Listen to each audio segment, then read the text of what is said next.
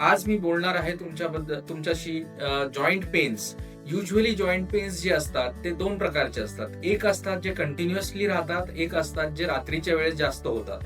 आता रात्रीच्या वेळेस कोणते होतात तर बेसिकली आपल्याला दोन प्रकारचे जॉईंट पेन्स हे रात्रीच्या वेळेस होऊ शकतात. एक म्हणजे असतं की जॉईंट पेन्स ज्याच्यामध्ये आपल्याला ऑस्टिओआर्थरायटिस किंवा संधिवात, गठियावात ज्याला म्हणतो आपण, ते जेव्हा होत असतं तेव्हा सुरुवातीच्या काळांमध्ये जास्त करून जेव्हा पेशंट रिलॅक्स होतो, जेव्हा पेशंट पूर्ण कामामध्ये असतो त्यावेळेस तुमच्या गुडघ्यामधलं वंगण बऱ्यापैकी फिरत असतं आणि चिकटपणा थोडा असतो.